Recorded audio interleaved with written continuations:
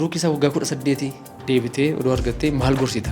Ilaalcha fayyaalessa qabatanaan seexana wajjin nama hojjedha. Awaardiiwwan garaagaraa namoota fudhatan keessaa aartii Oromoo keessatti kan jalqabaa tokko sidha. Hacaaluu sadarkaa saniin dhabne. Kun kitaaba mata dureen qabne hiikaa.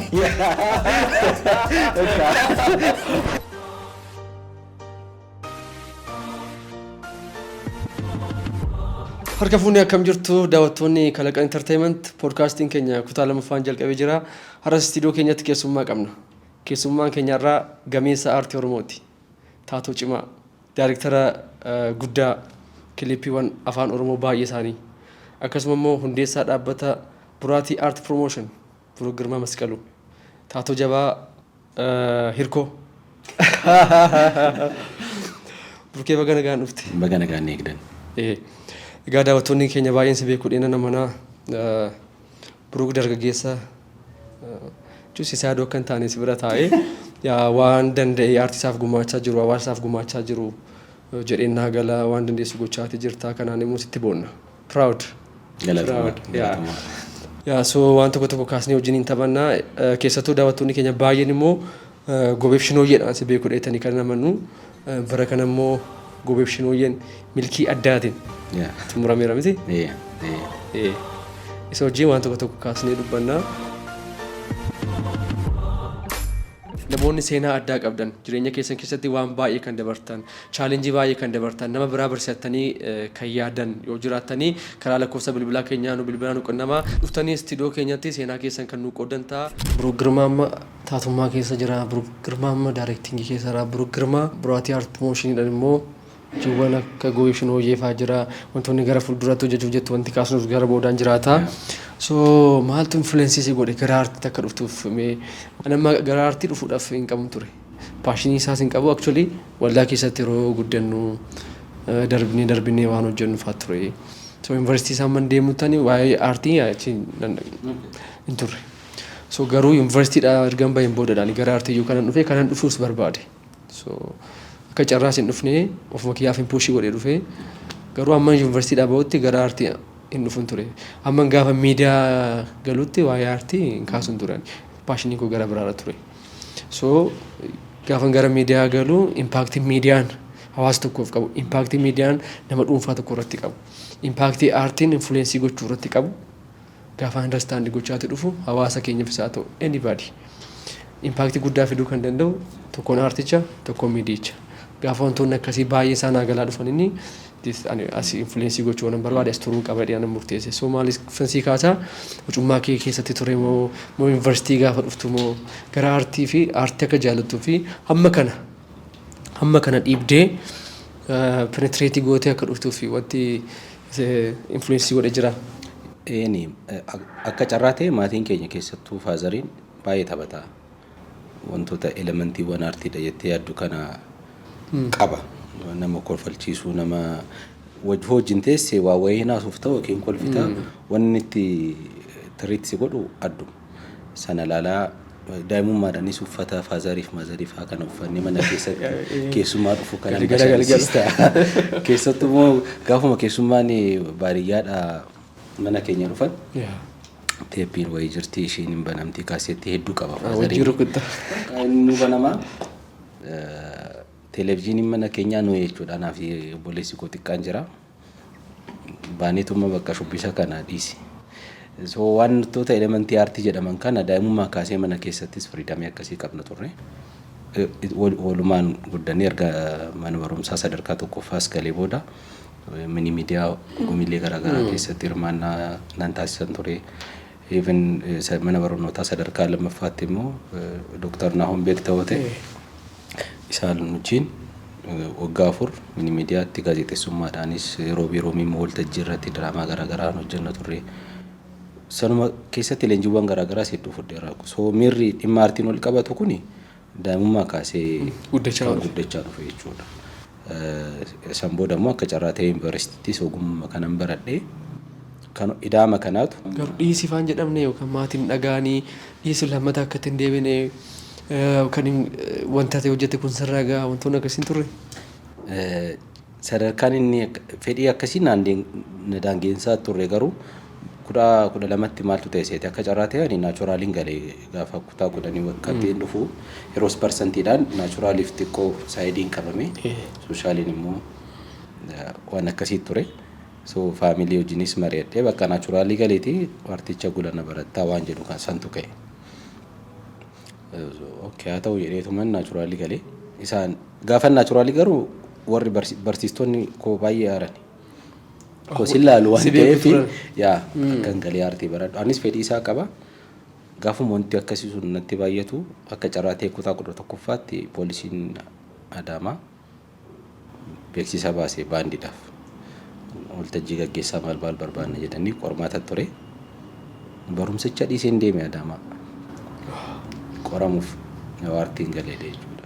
Amma gaafa achi ga'u dhimmichi poolisummaan dabalata jedhani. Okay. Poolisii ta'uu qabdi. Ta'aa jedheen deebi'ee barumsa kootti. Isaan booda barumsa ergan xumuree kutaa 12ffaa qabxii dhufee Bahar Dar naga'e. Isaan booda immoo akka carraa ta'e baruma sana yuunivarsiitiin Finfinnee sooshaaliis naachuraalis dorgommiidhaan nan fudhaa jedhee. Waamicha godhe. Waan kana maaf hin galmooftuu naan jedhee faazariin. Inni Bahar Dar ta'uusaa fageenyi isaas maal tunis yaadduu isaatti galcheera amma ta'e tokkommoo fedhii isaa akka qabus hin beeka. Afaan tokkoon deeme jechuudha. Gaafa kamisaa deeme galmaa'ee jimaata olee gaafa qidaamee immoo yuunivarsiitiin Bahar Dar gala jedhe. Kottaa. Yaa. Asii qormaanni Asii immoo hojjaa duraa qormaata. Ganaa qoramta. Yaa. So bakka inni gidduutti rakkadhe jechuudha.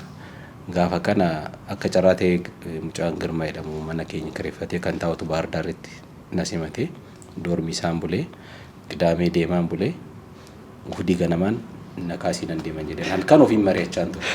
Achitti ilaalikaa hoo ofirratti murteessi taasii reefuun qoramni nan galmaa'e malee qormaata jira sanis galmaa'uun qaba. So ofiin mari'adhee halkan sa'aatii 9tti nakaasiin jedheen ani Finfinnee hin beeku. Yeroos. Yaa. Sabbataadhaa kaasee deemte. Sabbataadhaa sabbata. Malee Finfinnee keessa isaas hin beeku garuu akka carraan naasaa immoo naannoo qeeraa firri jira waan jedhamu. Firri keessa qaban ture yaa. So akka ofiin mari'adhee halkan nakaasiin jedheeni hoo danda'amee na galmeessisuu dandeessi na galmeessi. Hoo didanis dhiisee uffata sabaratti dhiisee hudii dhufee jechuudha. Kan namaatiin hin beeku. Still now faazariin hin beeku. Abbaa Birukee Bogirma mucaa keessan. Biraazarii wantu beeka malee ani akkaataa kamiin garan dhufee Iccitii si baasisnaarra. Iccitii baay'ee baasta. Iccitii baay'eerra. Halkan deemaa dhufee as ga'ee 4 kiilootti na buusanii siree na qabsiisanii warra achi nu fide. Seen hojjaa duraa immoo asii akka carraa ta'e hiriyaa sabbatatti beeku tokkotu achiinis dorgomuu dhufee karuma irratti wal arginee nagaa wal gaafannee ani irraa fadhee rakkoo waan qabu. Mucaa safaraatti. Yaa mucaa. Yuunivarsiitii galmaa dhufee. Yaa. Nagaa wal gaafannee gaafa hojjaa duraa orienteeshiniidha. Lammaffoo roobii kamisa qormaata gosa garaagaraatu jira. Kanaaf qormaatichi hojjaa duraa qofa miti jechuudha. Ani haas dhufee qoramee deebiifan ture. So as turuun dirqama ta'e jechuudha. Achiin hiriyaa achitti wal bareen tokkoon bilbilii dhimmaatitti.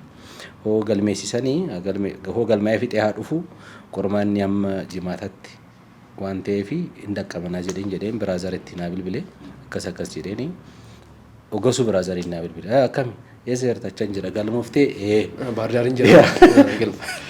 Galmooftee so qormaanni jimaata jedhameera kootu naa jira. Inni Finfinnee. Yaa. Ati sanbata guddaa jirta. Nan dhufan jedheeni edaa immoo mucaan argadhe sun quxusuu kiyya argateera. Bakka gammadee biraazarii kee argeera. Ani Bahar Daar jira ammas hin jiru. Wal mormuru jechuudha. Ani argee achitti waliin biraazariin cal jedhee biraazarii wajjin dubbata. Lakki amma bilbilee kana hin jedhee Bahar Daar jire. Shakkii keessa galanii ani asii deemee mana firaa sana qeeraa dhagayeeraa bilbila qaba. Bilbilee osuma deemaa jiru immoo faazariin naa bilbile. Karaa irratti. Yaa. Wayyaadichi yeroo kana qeeraa jedha. Taaksii. Na buusee deegu qiyyaasii wayii keessa galee bilbilaan itti taasisee naamin bu'ee qeeraa bulee galgala naa bilbiluu qaama. Halkaniin kaa sa'aatii 9 kaa ganama tokkotti Finfinnee nan kaa. Hoo ta'uu baate guyyaa guutuu natti bilbilaa oolu Dhugaadha. rakkoodha. Akkasiin waliin jennee bakka daraa kee halkaniin ka'ee daandiin akka hin jenne naan jedhe faazariin. Okkee hin jedheen. Ganama ka'ee sa'aatii tokkotti walakkaatti natti bilbilee faazariin. Naan immoo qeeraadhaa gara 6 kiilootti taaksii qabadhee duuban ta'a. Eessa geessan naan jedhe. Abbaayii ce'aa jirran warri taaksii keessa jiran. Akkasitti akkas gochaa Finfinnee ga'ee galee qoramee lammaffaas qoramee nama nan galu biraazaroonni akkana jedhu maatiin gammadaadha isaan shakkiin na laalu. Jedhanii roobii fi kamisa qoramee jimaata gara Baardaaritti deebi'ee jechuudha.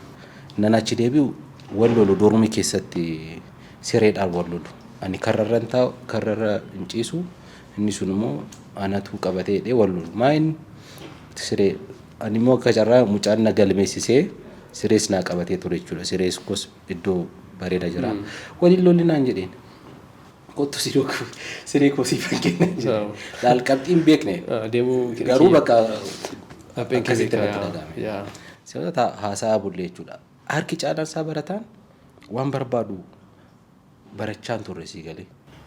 Sadarkaa biyyaattis. Fiildii barbaadu barachaan turre. Itti ramadameeti. Bu'aan sadarkaa biyyaatti namoota barantanii professional ta'an kunis hamma barbaadamu sana bu'aa kan hin buusne. Anis warra akkasii keessaa tokko ture. Feeraaritii guddaadha kun amma kana fuulduraaf hiikuun dirqama. Wanti adeemsi barumsatti barachaa dhufne kun harka caalaasaa nama doktara ta'uun barbaanne faatu har'a nama ajjeesaa jiran. Nama keessatti faa maqasii kan raafatu fedhiisaa malee bakka sanitti barnootuma kana barachuuf jecha barate jechuudha. So fedhii fi dandeettii kee irratti hundaa'uu qaba barnoonni keenya. Halkan guutuu kana isaa bullee wannuma akkanaati. So baay'ee dhuma natti dhagahame because waan hin barbaanne keessa waggaa 4 waggaa 3 waggaa 6 gubuu jechuun disaasterii guddaadha. So akkas goone naa bilbilame almost gara nama 200tu galmaa'e nama 54tu darbe almost qabxii bareedaadhaan darbe naa bilbilame ani hojjaa dura Finfinneetti deebi'e.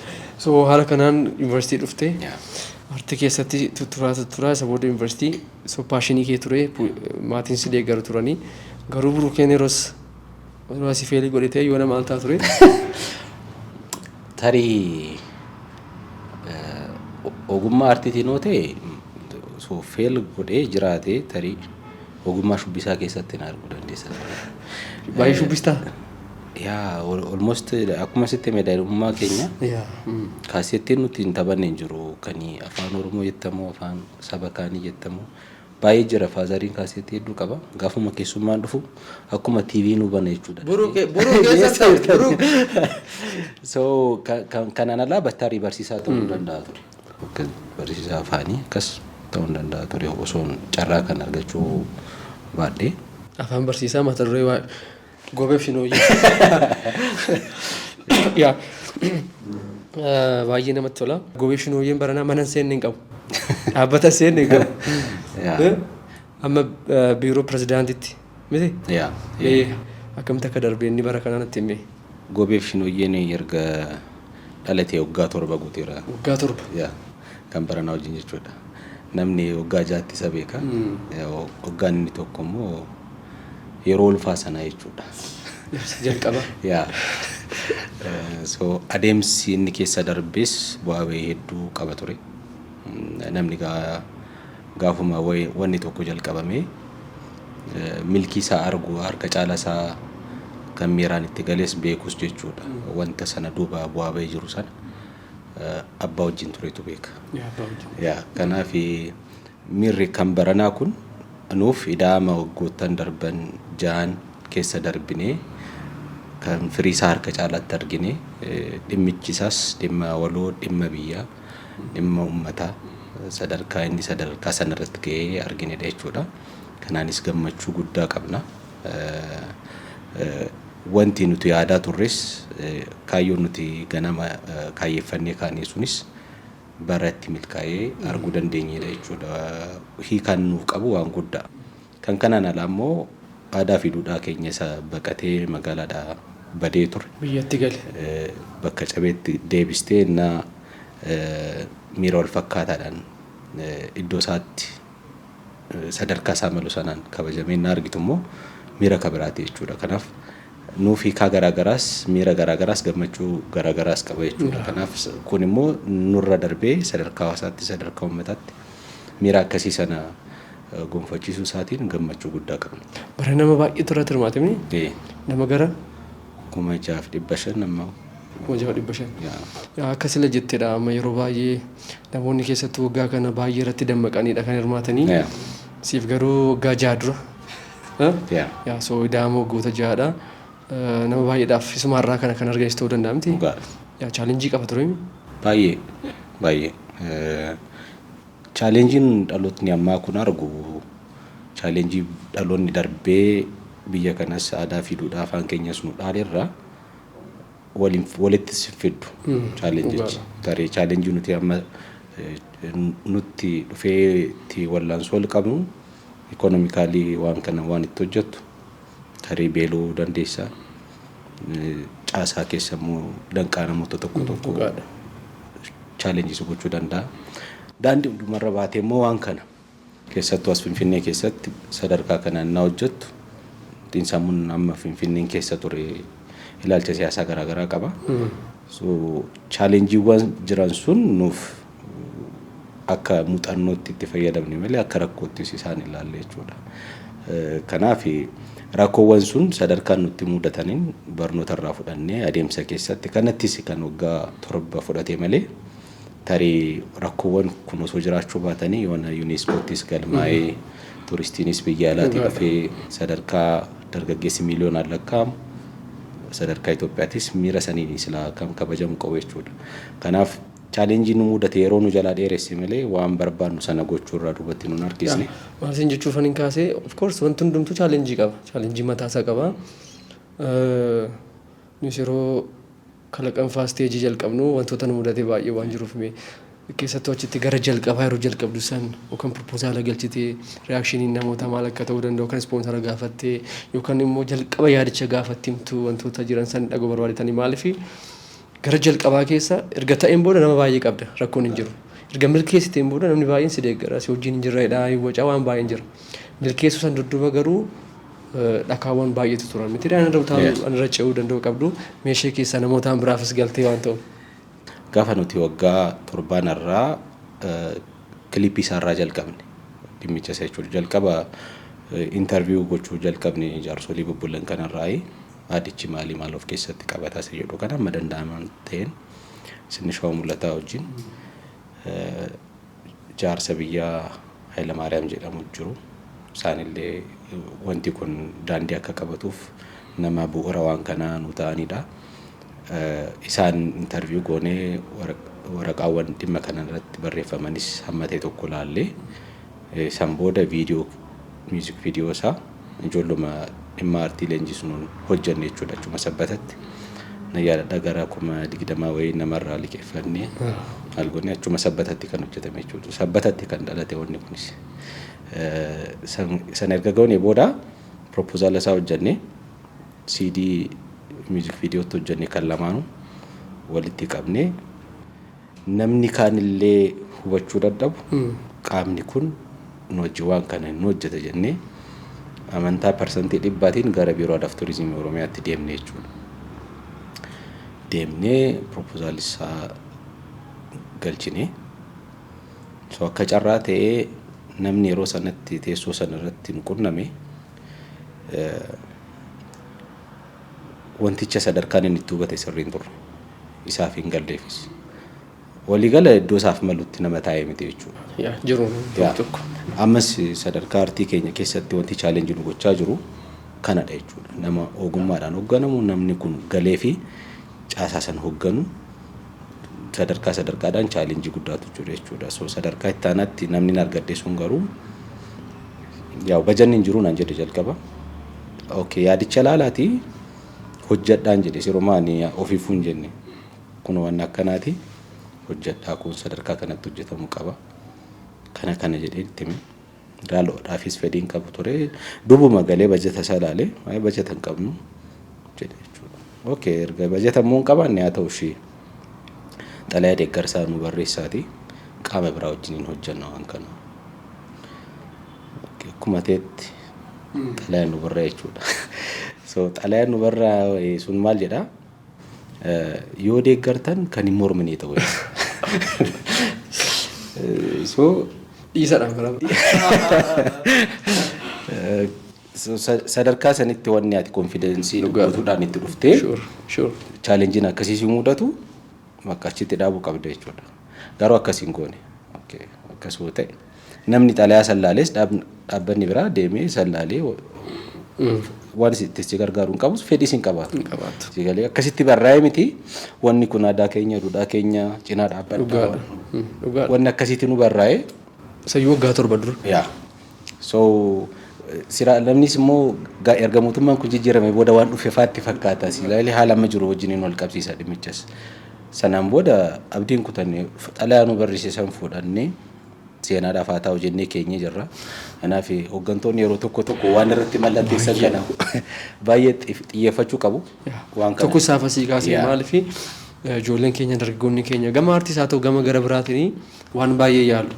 Kanaaf wantoonni jalqaba isaanitti itti bubbu'aa deemanii kan duubatti deebisaa kan akka fuulduratti itti deebisaa godha jechuudha. Gaafsanoo kan wanti osoo jajjabeessanii harreessa akka gaamuu danda'amu yaaduun danda'ama. Isaaf kanaaf chaalenjiin asii kaasee malee chaalenjiin yeroo hundumaa jira. Egaa isa baranaa keessatti akkasiin jedhe baay'ee ho'aa ture. Mana baay'ee seentan. Mee manoota dhadhan keessaa yookaan immoo waajjiroota dhadhan keessaa baay'ee dinqisiifattee yookaan immoo pirezidaantii keenya wajjinis immoo pirezidaantii duraanii Saahilewarq Zawudee wajjin immoo maaddiitti iyyuu dhiyaatamni. So dargaggeessa pirezidaantii wajjin maaddiitti nu dhiyaate. So akkam ture fiilingii isaa? Wanti nuti akka kaayyootti qabanne keessaa wanti kun sadarkaa biyyaatti xiyyeeffannaa akka argatu akkuma ayyaanota gurguddaa kaanii ija keessaa akka galuu fi sadarkaa mootummaattis xiyyeeffannaan addaa akka itti kennamu barbaadaa turre sun ta'ee jechuudha bara darbe.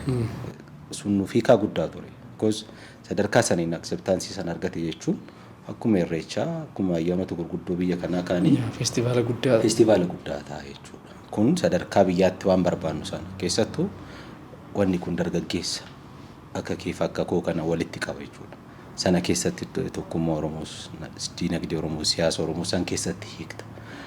Kanaaf nuuf gammachuu guddaa fi miira addaa qaba ture kan bara darbee sanuma bu'uura godhatee sadarkaa mootummaa naannoo Oromiyaattis caasaa of jalatti jiru sanaafis kallattiin addaa kenname kan baranaa kun immoo walta'iinsa jabaadhaan hordoffii guyyaa guyyaatiin taasifamuun sadarkaa saniin qindaa'ee akkaataa saniin arguu dandeenyu jechuudha. Kanaaf akkaataa saniin fudhatama argate jechuudha. So gara gaafii keetti naan deebi'u barana iddoowwan garaagaraatti sadarkaa saniin kan deeme bara darbeellee masaraa mootummaa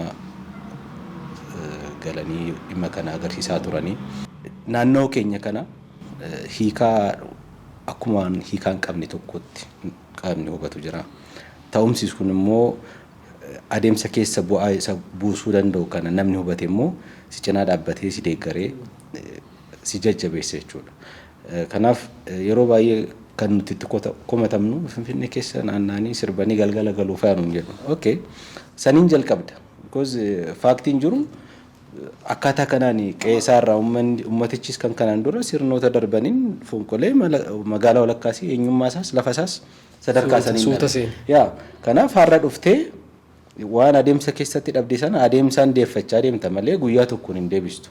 Siigalee nuti waggaa 7 dura naannoofnee magaalaa Finfinnee keessatti sirbaa turre sana namni ancufaasitti tufu namni si abaarus namni immoo gammadee si wajjin sirbus jira ture. Adeemsa keessatti garuu fudhatamummaa santu caalaa dhufe jechuudha. Miira gaarii hawaasa wajjin horachaa dhufe. Dhaabbilee garaagaraa irratti immoo deemtee waan kana agarsiifattu nama jalqaba hoo qabaatti agarsiifatta. Siigalee agarsiifachuuf way qabaachuu qabda. Sanaan boonuu qabda. Because sabni hundi waan agarsiifatu qaba jechuu miti. Qabaatus immoo waan hawaasa hundatti walii galee miira addaa kennu tokko qabaachuu dhiisuu danda'a. Kanaaf waan qabdu kana immoo jalqaba sadarkaa institutionittis haa ta'u abbootii qabeenya dhuunfaa biraattis deemtee haa ta'u addabaabayiiwwan garaagaraa irratti naannoftees haa ta'u of ibsuu agarsiisuu qabda jechuudha. Gaafa san gootu caasifama keessatti miira addaa akka qabaatu xiyyeeffannaan addaa akka kennamuuf godha jechuudha.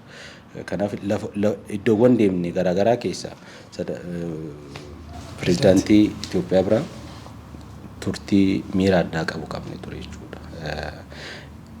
dhimmicha akkaataa itti jalqabame kaayyoon isaa maal akka ta'e erga tapha isaan agarsiisnee booda gammachuu guddaadhaan sumetanii dhimmicha erga hubataniin booda immoo isaanillee miirri isaanii baay'eedhuma kan addaa ta'ee ilaalchi waan kanaaf qabanis booldelii sadarkaa biyyaatti osoo itti fayyadamuu danda'ame hiikaa maalii akka qabu isaanii galee gammachuu guddaadhaan hubatanii yeroo mariis qabna ture jechuudha. Akkuma haadhaatti nu keessummeessanii fuulduraaf illee sadarkaa biyyaatti sadarkaa addunyaatti wanni kun itti cimuu itti fufuu akka qabu wantoota akka chaalenjiitti nu mudachuu danda'an illee akkaataa kanaan darbuu qabdu waan jedhu sanas gorsas nu laatanii turtii bareeda qabaannee jechuudha achitti. Kanaaf wanni qabnu sun sadarkaa sanitti deemuunsaa tokkoffaa aadaa ta'aa deema. Iddoo kamittuu amma Finfinnee keessatti agarsiisa daandii yookiin immoo kaarnivaala kana naannooftee na agarsiistu barsiisaa amala godhachaa deemte jechuudha. Ammuma baramaa deemu san wanni kun aadaa akkanaati jedhee namni hin fudhata. So inni eeggate jechuudha waggaa waggaadhaan.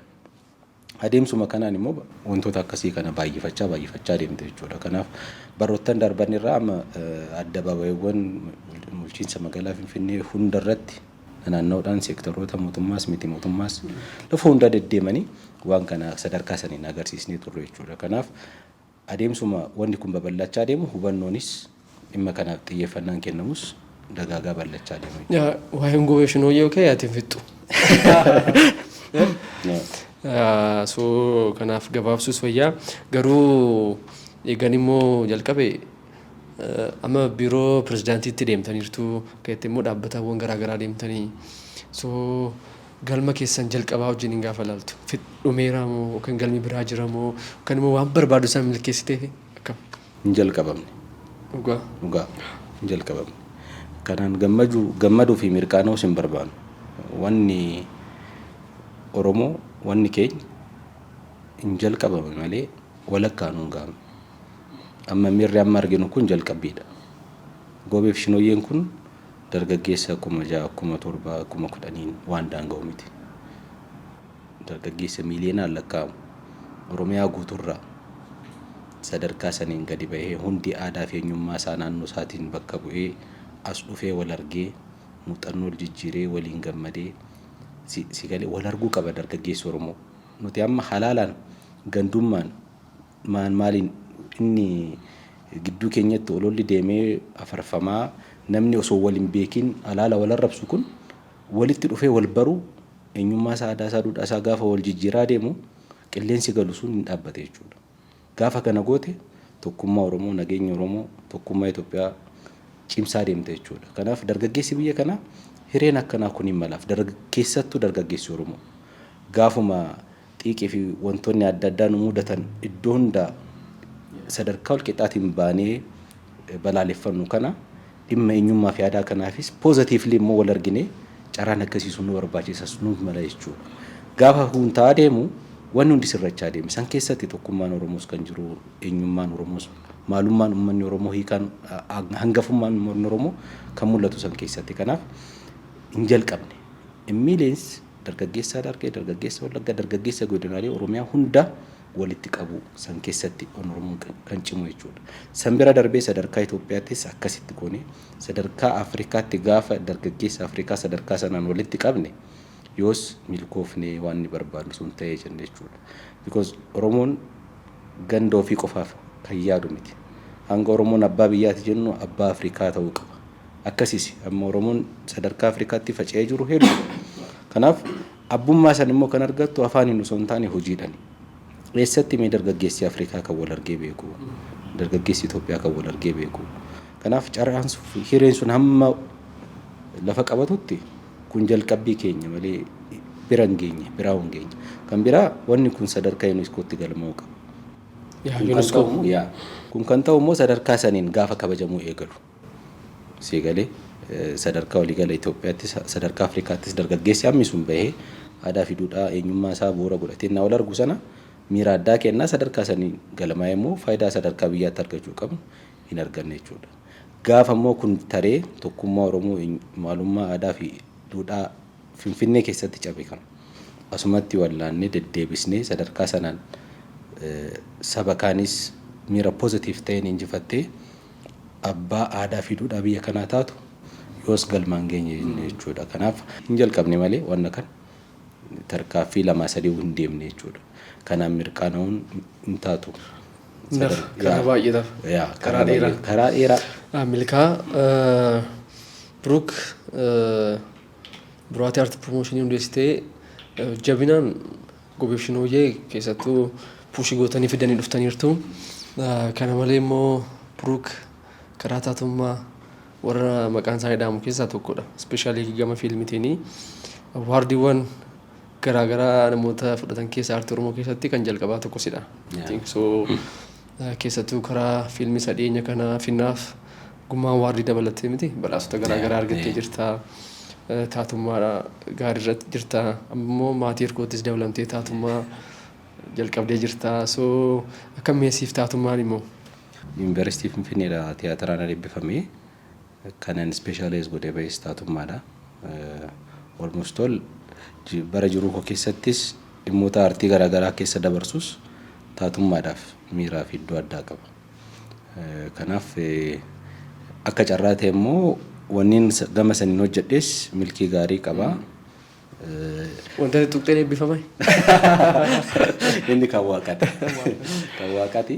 Garuu akkuma carraa ta'e immoo namni yeroo baay'ee fiilmii 10, 11, 5, 3, 4, 6, 7 yookiin 8 hojjetee waan sadarkaa sanaan milkii jettee yaaddu sana hojjechuun mataan isaatii milkiidha. Garuu waan hojjette sanaan kunisiif malee jedhamee wayinnaa sii kennamu immoo miira addaa qaba. Inarjii guddaa sii kenna. Waan tokkuma hojjedhee tokkuma sanaan immoo fiilmii tokko hojjettee?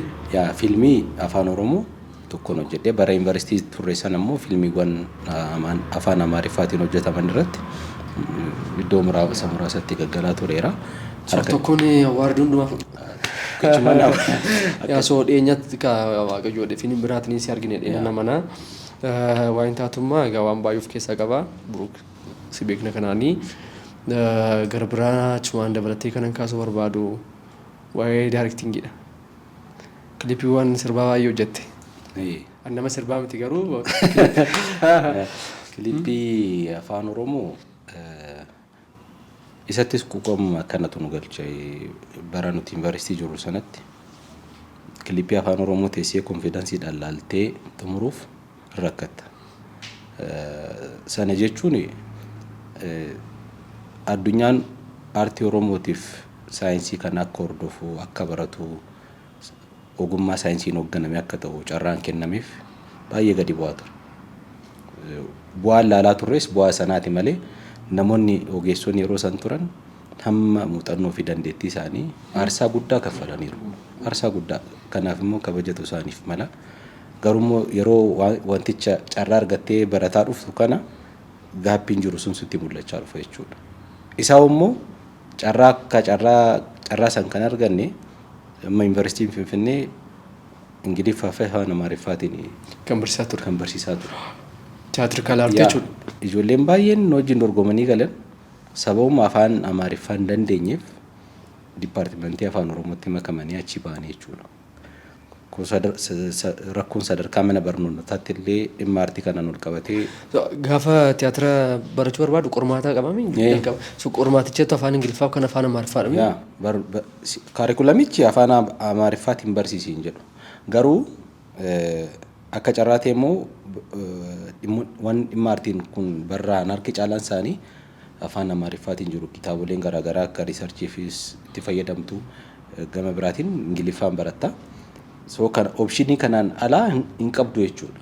Dirqama afaan Amaariffaa haasa'uus, dhaga'uus, dubbisuus qabda. Kana hin gootu taanaan. Kanaaf namni aarticha keessatti dabarsuu barbaade taatoo ta'uu barbaade achiin baradheen baay'ee afaan Amaariffaan dubbisu taanaan afaan Amaariffichaatiin waa hojjechuu danda'u taanaan akkamitti barataa? Hin barattu. Kanaaf ogeessota saayinsiin hoogganaman kan quucarsees kan lakkoofsa isaanii gadi hir'isees sadarkaa instituushinitti carraan akkasiisuun hin jiru jechuudha. Kanaaf ammallee wanni kun immoo itti yaadamuu qaba. Manneen barnootaa sadarkaa mootummaan yuunivarsiitiitti ittiin barsiisu kun gaafii keessa jira. Ammas itti yaadamuu qaba. Hoo carraan kun mala ta'e afaan dabalataa afaan Oromoos Tigiriffas itti dabalanii sadarkaa saniin gochuu qabu malee ijoolluma naannoo tokko dhuftu qofatu oomishamee baay'ee jechuudha. So sadarkaa sanitti oomishni aartii sunis kanuma ganda tokko ta'e hafa jechuudha. Kun immoo feerii miti sadarkaa mana mootummaatti xiyyeeffannaa addaatti kenname at least yoo xiqqaate afaan 2-3 dabalataan afaan barnoota sanaa ta'uu qaba jechuudha. Kun bakka kun hin taanetti immoo har'a I don't know akaadaamii abbaa alataatiin alatti manni barnootaa aartiin ol qabatu. Injiru actually amma yuunivarsiitii Wallaggaa tiyaatira afaan Oromootiin kennan natti fakkaata malee. So kanatu dhiibee gara kilipii faatti fide. Yaa sanuma achi erga barannee baanee booda immoo qaawwa jiru kana numatu hiika. Baanee almost gara kilipii 52 akkasii hojjennee jirra amma. Kilipii 52. Kana keessatti amma danda'amaa ta'een quality productionii saayinsii isaa amma danda'amaa ta'een hojiirra oolchuuf yaallee jirra. Kanaanis amma danda'amaa ta'een milkii waggaa meeqa gidduutti jechuudha? Almost waggaa 7 gidduutti 52. Oromiyaan biyya jennee gaafa haasofnu afaan inni miti. Anaaf Oromoo qofa miti amma deemtee Baalee fudhattee Baalee qofaan isaa biyya. Baalee qofaan biyya. Gaafa deemtee argitee hubatta kana si galee. Akka carraa kana beeksisuu kana promote gochuun immoo eenyummaa kee maalummaa kee hangafummaa kee san keessatti kan laalu namni. Kanaaf iddoowwan hawwata turizimii ta'an kana sadarkaa biyyoolessaattis sadarkaa addunyaattis xiyyeeffannaa addaa itti kennanii akka laalluuf quuqamni akkasii sun natti dhaga'amaa ture. Hamma beekamuu qabu hamma baramuu qabu san hin baramne beekte. Kanaaf ogeessoo taate immoo teeknikaalii waan qabdu kanaan fayyadamtee aarsaa kaffalamuu qabu kaffaltee wanni kun akka mul'atu gochuu qabda. Ani Baalee qofatti gara kilipiiwwan 3-4 hojjedheera. Instrumentaalii 2 sirboota walaloo feedaloon immoo qaban 2 hojjennee jirra. Bunnoo Baddalleettis akkasuma amma Baalee sadarkaan inni itti baheetti lallifamaa jiru kilipiiwwan garaagaraatti hojjetamaa jiran kan ilaalta.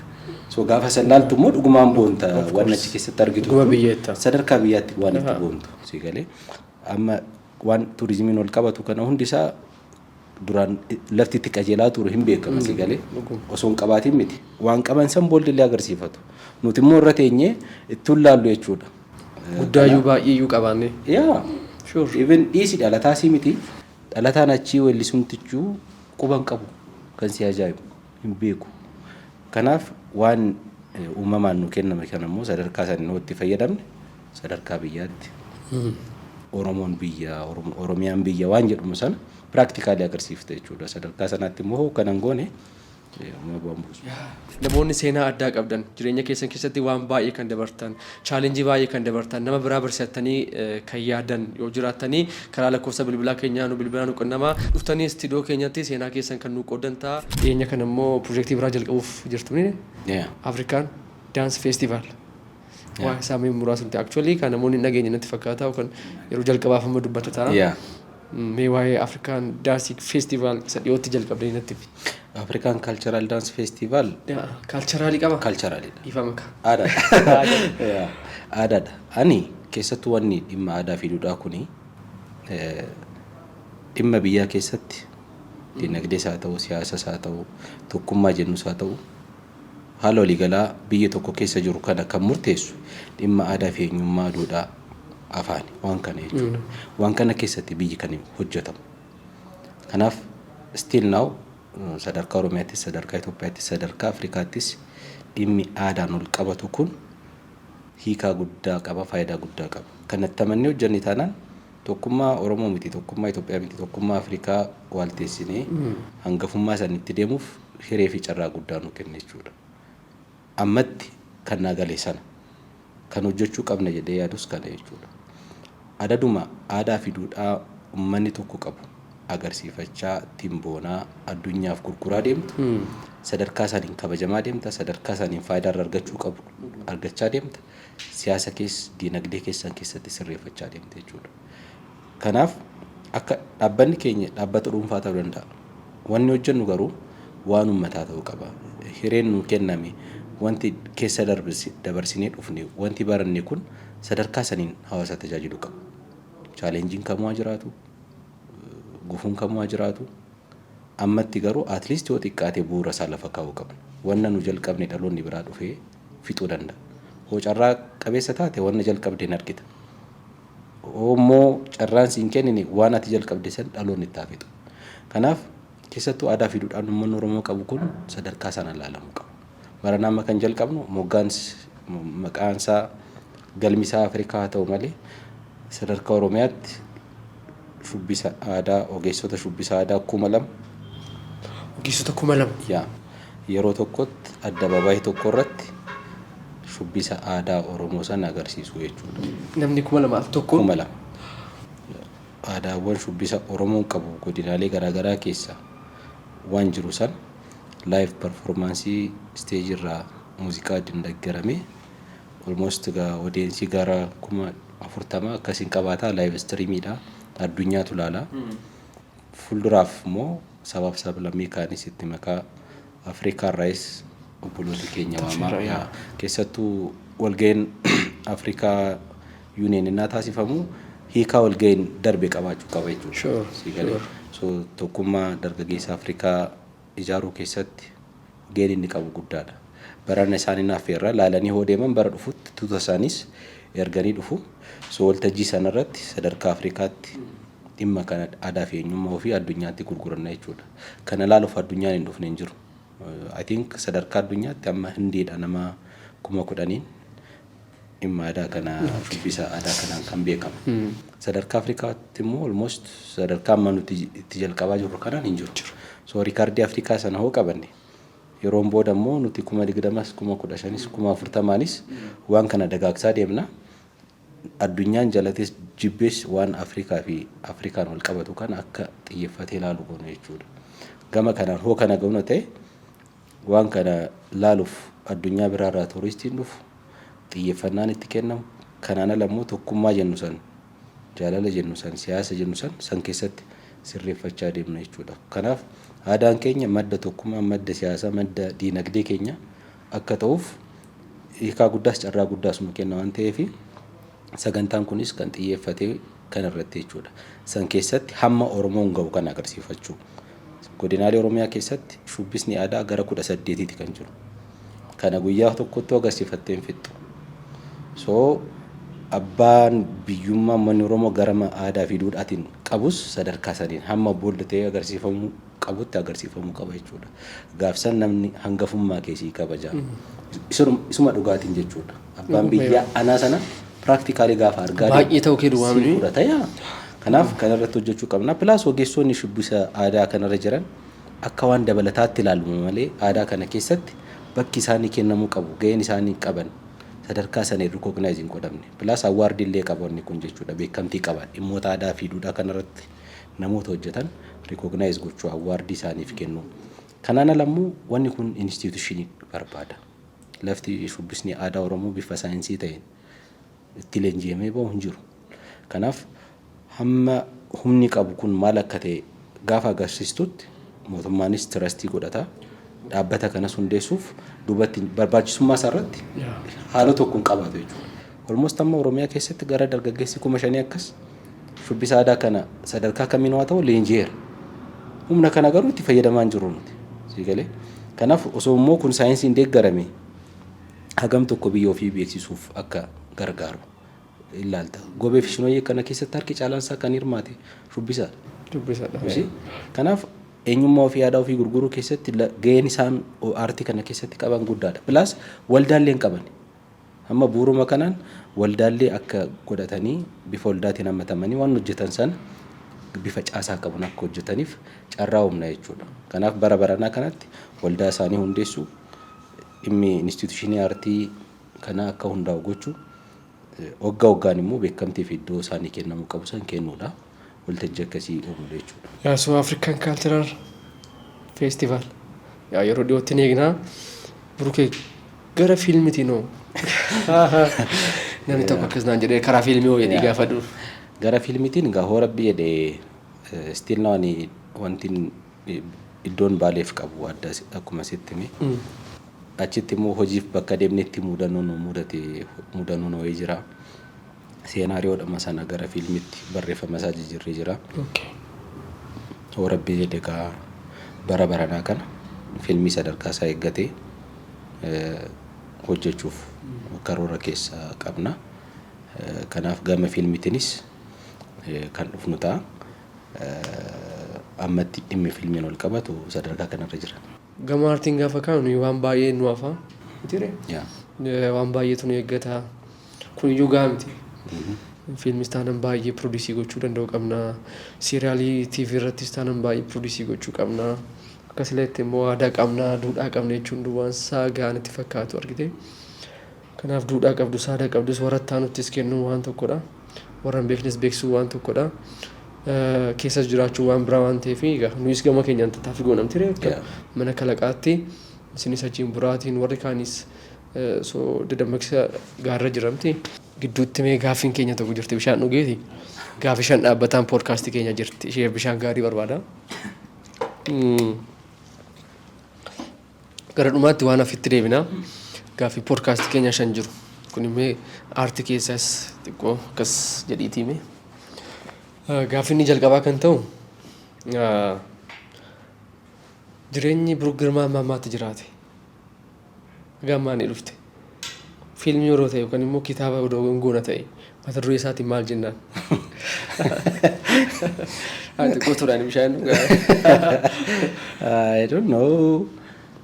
Dhugaa dubbachuuf. Ayinoon salphaan ta'u jechuun yookaan akkasitti yaadnu yeroo baay'ee waan dabarsinee jira, wanti ta'ee jira yookaan wanti nu bira jiru jira. Kun gaaffii salphaa akkasidha jennu akka hin taane naaga kun jalaa badee miti. Garuu at least maal jennaan mata duree jireenyaa amma dhufteetiin. Dhugaa dubbachuuf ani wanti jechuuf osoo hin taane isuma dhugaa jechuudha.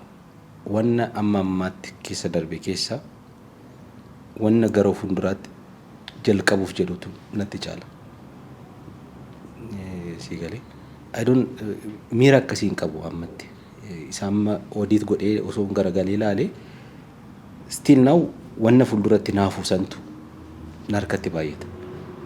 Bakka akkamitti seemu kitaaba tokko bittee fuula isa jalqabaa sana garagalfitee akka mirqaana'u miira akkasiitu natti dhaga'ama jechuudha. Kanaaf at least amma hoo kitaabni ati bittee sun peejii 100 qabaate peejii jalqabaa sana irratti hin jiran. So asirra dhaabbadhee wanni ani dubbise wanni ani keessa darbe kun kana jechuuf natti ulfaata. Garuu isuma Biruukee karaa biraa maal beektaa? Lama chorgootee yookaan fixxee miti. Amma kinoo jetteem kitaaba tokko. Mata duree fuunga'uu jechuu kooti si galee. Mata duree itti baasuufuu. Kinoo kitaaba mata duree hin qabne dhikaa.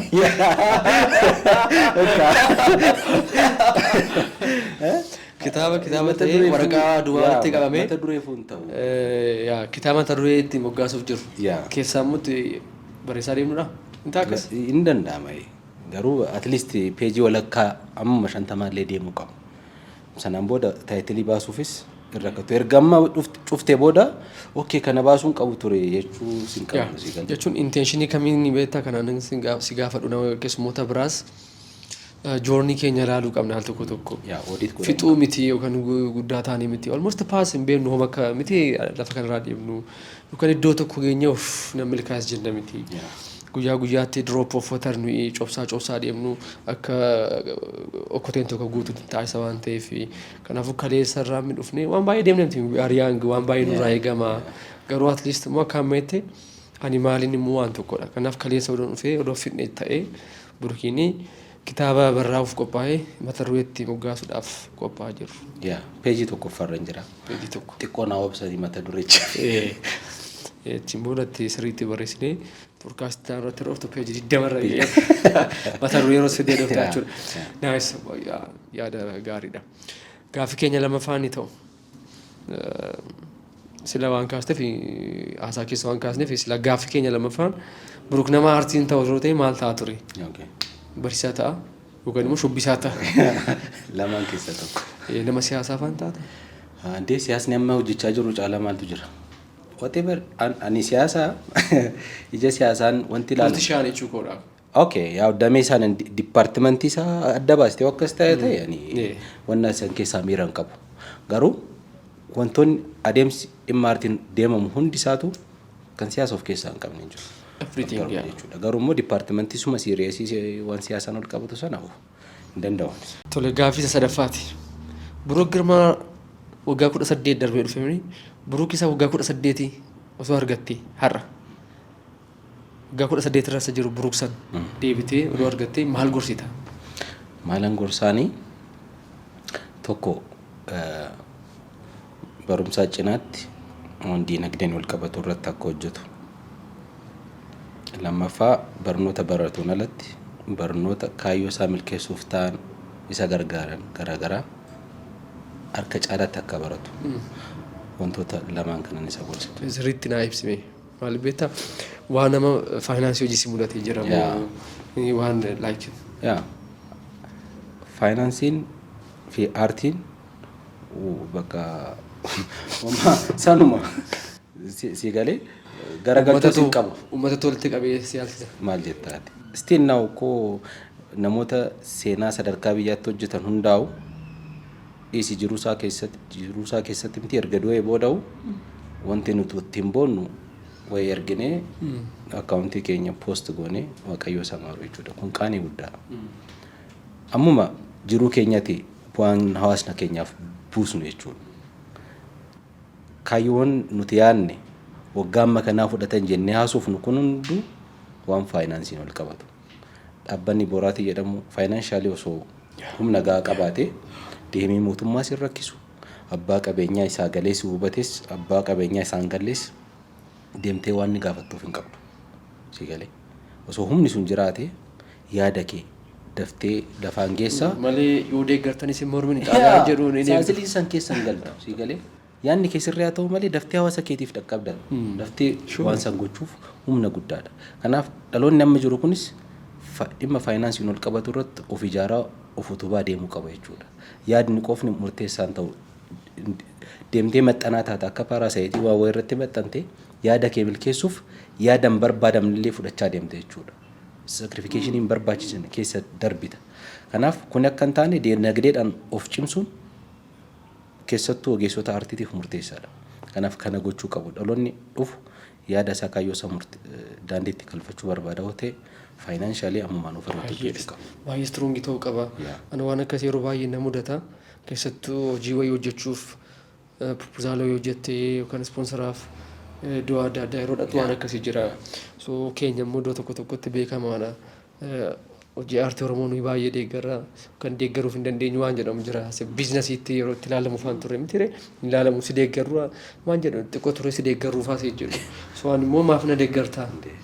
So biizinasiidha win-winii ta'uu qaba. Yoo nani piroomoosii gochuu hin dandeenye na deeggarin. Because anaaf si ati dhaabbataanis hojiin hojjechaa jira. Namni hojjetu immoo win-winii ta'uu qaba. Yeroo baay'ee wal falmaa wal lolees maallaqas dhiisee deemee beeka nan deeggariin hin barbaadu hojjechaa jira. Yoo si amansiise ispoonsar na godhi ani immoo piroomootisi godha. Yoo si namas ta'e immoo dhiisee amman gaafsan piroomootisi gochuurra gaafan ga'u nan dhufa. Inatti amantii atis naa laatta waan. So yeroo baay'ee kan keenya deeggaruu aartii Oromoo deeggaraa waan ta'uufi kanaaf faayinaanshaalii Buruuk waggaa 18 faayinaanshaalii stroongii ta'e paashinii kee galmaan geessaa. Yaada baay'ee gaarii Buruukee galatoomii gaaffii arfaffaan nama wajjin kollaaboreetii gootee hojjechuu barbaadu wayii qabda yookaan aarticha keessatti abaluu wajjin odoon hojjedhu. Ani waan akkanaan filadhu. Dhimman ani yaade yookiin immoo dhimma sabaaf ta'u aartii dhaloota kana deeggaruu danda'a jedhee yaadu hunda ilaalcha fayyaalessa qabatanaan seexana wajjin nuuna hojjedha. Of daangessuun yookiin immoo of iskoop gochuun barbaachisu. Pozitiivii taanaan dhimmichaaf fedha addaa qabda taanaan si wajjin hojjechuun qaba. Sadarkaan nuti nama filannee waan akkanaa wajjin jennu isteejii sanarra hin jirru amma. Osoo kalaqan Booraatii dhaabbileen amma hundaa'an kun waliin immoo taanee humna qabnu kanaan ilaalcha san maatureeshinii sanirra geenye ta'e wanti buusuu dandeenyu waan guddaadha. Si galee kanaaf environmentii kana keessatti namni ilaalcha fayyaalessa qaba taanaan ofittoo miti taanaan nama kamiyyuu wajjin nu hojjechuu qabna jechuudha.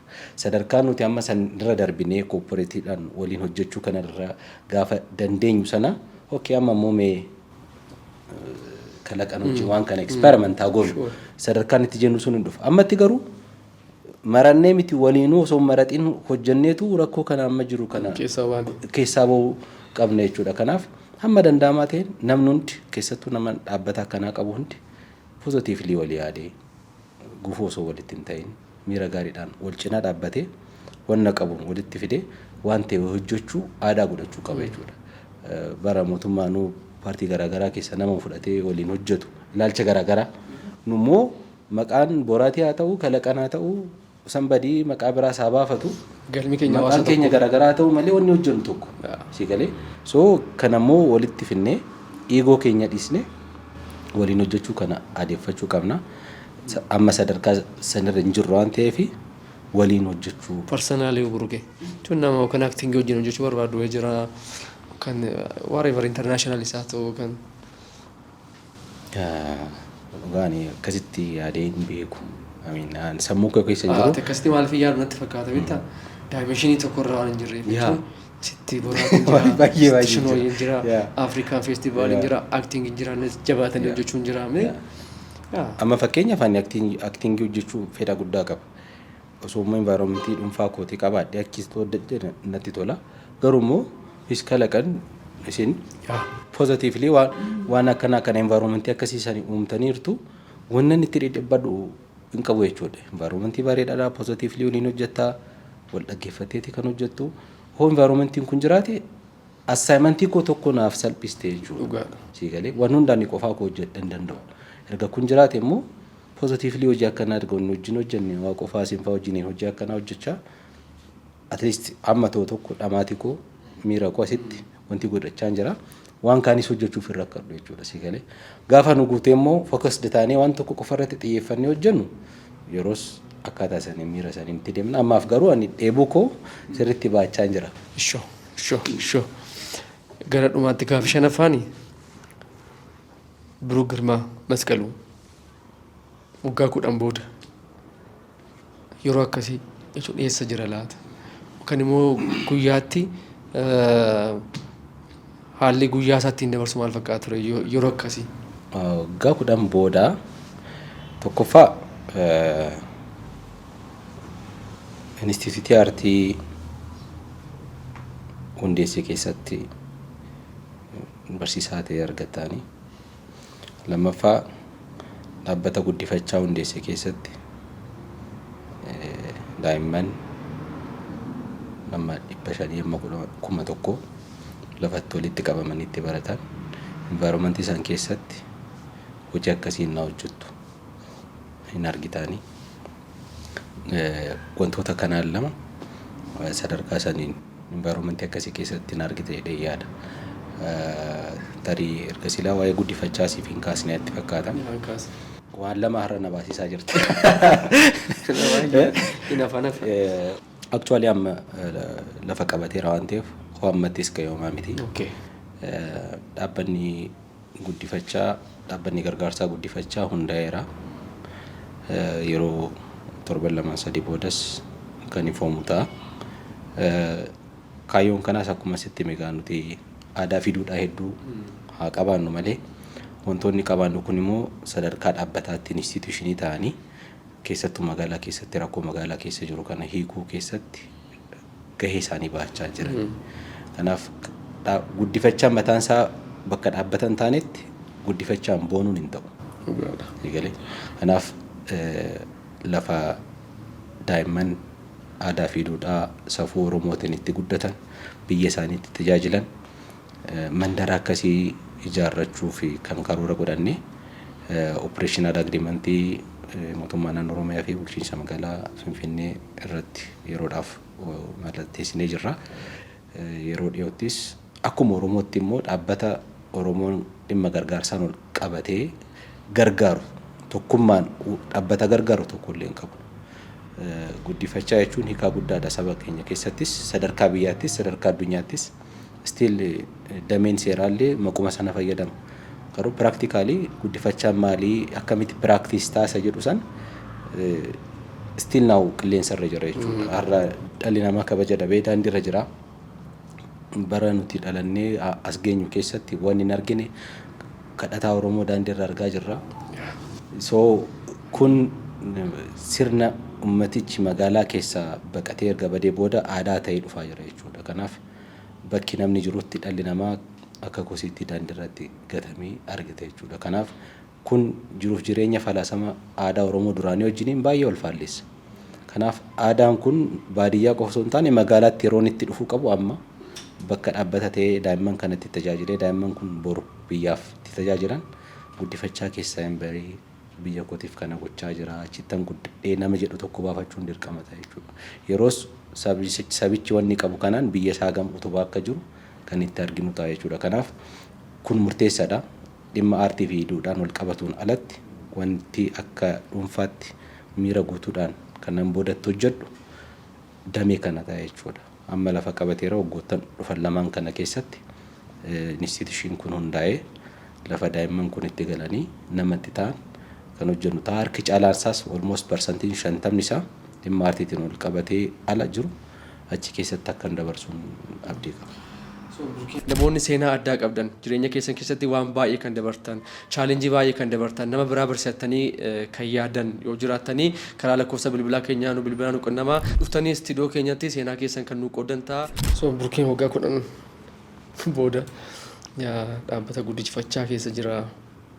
Akkasuma immoo instituushinii aartii isaanii keessa leekchararadha jechuudha. Ijoollee maatii qabaa waaqayyoo jedhee hin qabaate. Fiilmiiwwan baay'ee piroodiisii godhee jira. So I hope waaqayyoo umurii nuu kenne waan akkasii baay'ee argina. Yeroo baay'eedha kan dabarsine waan ta'eef gaaffii tokkoon hin xumuruu barbaada. Akartee anis akka nama aartii keessa jirutti atis akka nama aartii keessa jirutti daawwattoota keenya keessas akkasuma immoo aartii namoonni jaalatanii nu daawwatan jiru. Namni immoo amma humna isaanii aartii keenyaaf waa gumaachaa jiran jiru. Gitee jajjabina baay'een qabanii warri kaan paashiniidhaan waan danda'an godhu. Warri kaan immoo boruun darbaa laataadhaan goonaa. Warri kaan immoo puushii gochaarraa ikoonomiin isaa guddachuu qaba inni akka jennee nuyi kalaqaniin boraatiidhaan. Warri gara biraas immoo puushii goonee industirii ta'uu danda'u qaba. Industirii guddaa ta'uu qaba. Faayinaansiin gurguddaan keessatti socho'uu qaba aartii keenya keessa kan jiruu fi ifaa jettee jirra. Umurii dargaggummaa keenyas olmosti kennaafii jirra jechuudha. Bikoos hawaasa keenyaa fi waan ta'e ijaaree darbuudhaaf leegaasii kaa'uudhaaf ture leegaasii tokko kaa'uudhaaf waan dandeenyu gama aartiitiin kaa'atiidha kan jirru. Argitee al tokko dargaggoonni baay'een gara aartii keessa jirru lafa dhattuus dhabdee miti. Gosa hojii wallaattis miti. Waan lafa dhattuu dhabdeef kanas hojjetta miti. Yookaan immoo amma leevilii ammarra jirru immoo yeroo geenyu fakkeenyaas amma goibshin hojii marsaa kana waan milkaa'ee fi akka carraa qabdu itti namni ilaalu jira. Amma hirkoo piroodiisii waan goonu fi akka carraa hojii arganneetti malee waggaa 4 waggaa 5 wanti nu dabarsine nama jiru. So namoonni baay'een chaalenjii aartii keessa jiran jiru dhumarratti isaaniin wanti akka ittoon hin barbaadu waan barbaadde jedhiin garuu akka interview biraa nama galateeffattu jedhu just kun podcastiidhas garuu akkuma professionii hojii kana keessa jirutti warra ifaajaa jiran dadhabaa jiraniini waamatee akkanaa ittoon hin barbaada. Isaan caalaan keessattuu mootummaadhaan wayii jechuus wayii kadhachuus barbaada.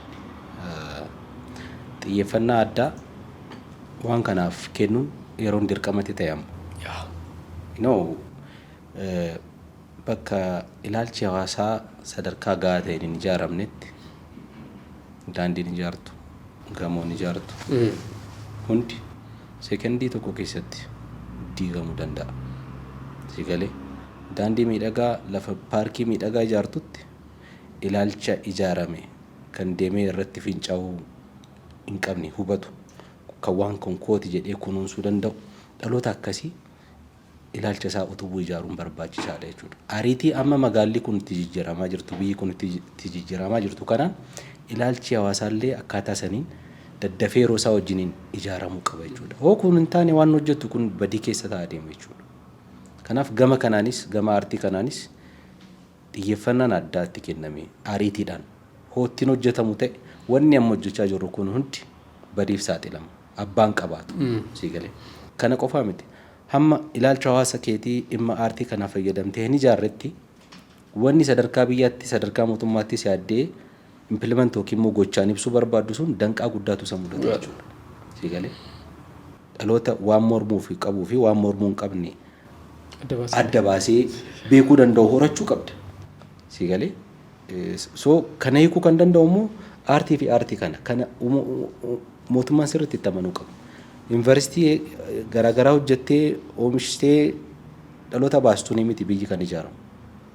Sigalee har'a piroofeshinaaliin guuteera, dooktarrii guuteera piroofeshinaaliidha, injiinarri guuteera piroofeshinaalummaan hin dhabamne, injiinara nama ta'e dhabame. Sigalee har'a kondominiyeemii injiinaroonni nuti baasnee ijaarantu nama fixaa jira. Sigalee siviil injiinaroota daandii ijaarantu of nyaachaa jiru. Dhaloota of nyaatu ijaaramaa jira jechuudha. Sigalee biyyaaf osoo hin taane garaaf ofittoo wantoota akkanaa kan ammoo kan dhaloota keessatti biyya jaalachuu, borjechuu, dhalootaaf yaaduu akka danda'u godhee kan ijaaru waan aartiin fayyadamtee ilaalcha hawaasa keetiitti jijjiirtu kana jechuudha. Sadarkuma addunyaatti illee dippiloomaasiin mudataa jiru kana addunyaa kaaniif nuti kana jechuu kan dandeenyu afaan aartiiti. Kanaaf kun immoo kan milkaa'uu danda'u hoo instituushinii ijaartee qofa jechuudha. Keessattuu aartiin saba Oromoo kun sabni Oromoo guddaadha bal'aadha erga jennee sadarkaa sanaan instituushinii isa madaalu ijaaruuf hin dirqamata. Bakka ganan goonetti nageenyu jennu diinagdeen jennu homtu misooma jedhe wanti milkeessitu tokko illee hin jiraatu. Hojjechuu dandeessa garuu exist gochuu dandamatee jiraachuu hin danda'u. Kanaaf mootummaan naannoo Oromiyaas mootummaan federaalaas dhimma aartii fi aartii kanarratti xiyyeeffannaa addaa cichoomina addaa kennee dhaabbata ogeessota itti ijaaree baasu kana sirriitti ijaaruu qaba jechuudha. Jalqabbiin jalqabamee jira garuu gahaa miti ariitiin qabu. Still now rakkoo gurguddaatu jira instituushinii aartii kana dafanii fixuu keessatti ammallee hanqina guddaatu jira jechuudha. Wantoonni jalqabaman jiru dhaabbataniiru. Wantoonni adda addaa har'a yeroo itti jalqabamanitti xumuran baay'ee nama ajaa'ibsiisaa jira. Garuu dhaabbileen kun maaliif duubatti hafanii? Maaltu ta'aa jira? Moo qaamni dhimmi aartii saba kanaa hoo guddate wanni inni fiduu danda'u kana jedhee shakkee waan kun akkan hojjetamne gochaa jiru jiramu maali inni rakkoonsa? Kanaaf kana xiyyeeffannaa addaadhaan hojjetama ta'e ogeessi amma jiru kun daandii qajeelarra deemee waan ta'e tokko hojjechuuf rakkoo qaba jedhee yaada.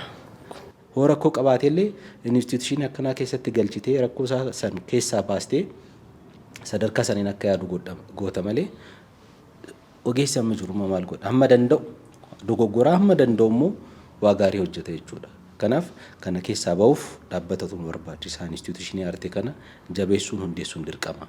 Still now nuti aadaa barame kana keessaa ba'uu dirqama keenya.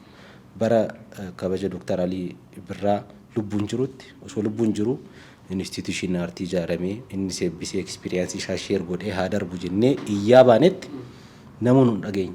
Acaaluu sadarkaa saniin dhabne. Sigalee gaafuma ogeessi akkasii kun du'u hamma yoomitti siidaa dhaloonni ilaalee bira darbu qofa ijaaraa darbina.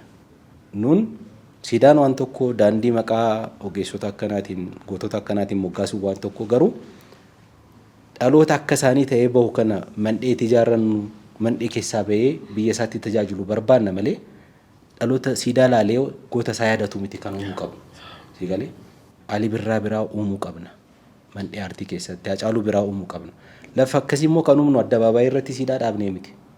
Sigalee gola aartii ijaarree maqaa Hacaaluutiin maqaa Dooktar Kabaja Aartist Alii Birraatiin wantoota akkanaa hoogoone dhaloota haaraa kan bakka buufachuu dandeenyu jechuudha. Kanaaf gama kanaan ammallee ilaalchi jiru sirratee instituushinii irratti xiyyeeffannaan addaa kennamu ni ergaa kun.